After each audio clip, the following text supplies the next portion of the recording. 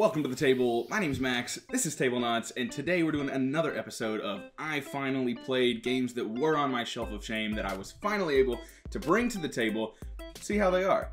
Kind of decide if I'm going to keep them or get rid of them. So let's dive right in and see what I do. The first game on the shelf I've had for quite some time, simple little card game called Dude. In Dude, you are literally saying dude and occasionally sweet over and over again, and basically trying to match up cards with other people that are playing with you. There's words like dude with a period, and a little bitty dude, and dude with a funky 80s tie-dye background, and dude with two O's, and basically just trying to match with somebody. And when you think you match, you say sweet, and if they also say sweet, then you flip and find out. If you're wrong, no points. If you're right, you get a point. Once everyone's ran out of cards, person with the most points wins. We had a pretty good time with this. I want to play this with my grandma because she absolutely hates the word dude. Just hates the word. Absolutely despises it. So this is definitely a game to bring to like next Christmas or something. Then after that, I played Vamp on the Batwalk by Jellyfish Game Studio. I played this with my family, my parents and my wife.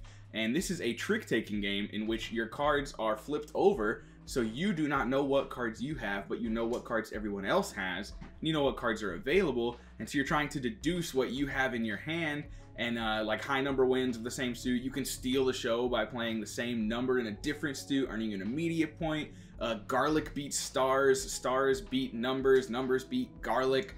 Only one play. It is a little weird just because it's so unique, and sometimes it feels almost like guessing, like you don't have enough information, but I am confident with more plays that this is going to be more and more strategic as you get into that hypotheticals. You're using a lot of educated guessing. Like, okay, if dad has a blue 1 and 4 and Danielle has a blue 3 and mom has a blue star and garlic, then that means I have a blue 5 if I have a blue in my hand.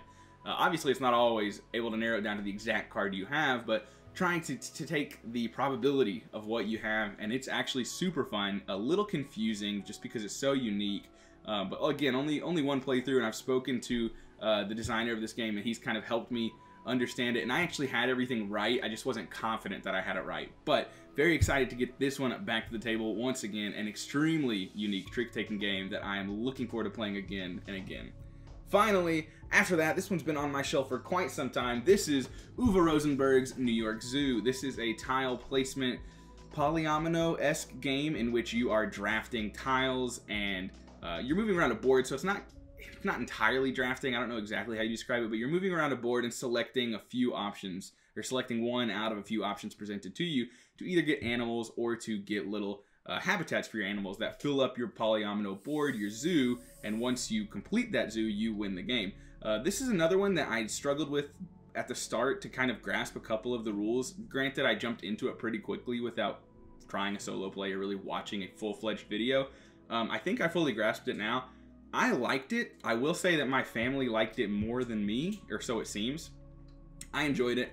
I want to play it again, but I wasn't in love with it. And I don't know if my parents were in love with it or my wife was in love with it, but they were all very much more into it seemed, than I was. Again, I'm very happy to play this again, and I'm excited to try it out, especially understanding a little bit more of how it goes.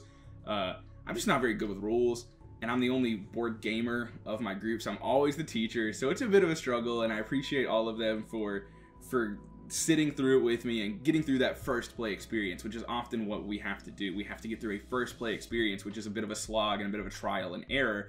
Even on some of these lighter games, I'm just not good at learning, and I don't spend the time that I need, because for me it's a lot to really grasp the rules before teaching it. So I need to get better at that, better at introducing games. But that is what I've played this week. Dude, Vamp on the Batwalk, and New York Zoo. Let me know if any of these sound interesting to you as far as where they stand.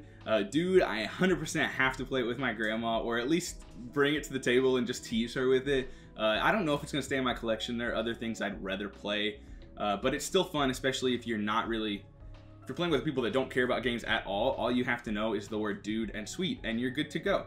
Vamp on the Batwalk, I am so looking forward to trying again and again. It's just so interesting and unique, and I have not grasped 100% how it works, so really looking forward to playing that one again. New York Zoo is pretty much the same way. I'm a little less enthusiastic about this one, but not bad. I still want to keep it. I'm glad that everyone else really enjoyed it, and I did enjoy it. I think it was just maybe a little underwhelming, but maybe that was just me setting false expectations.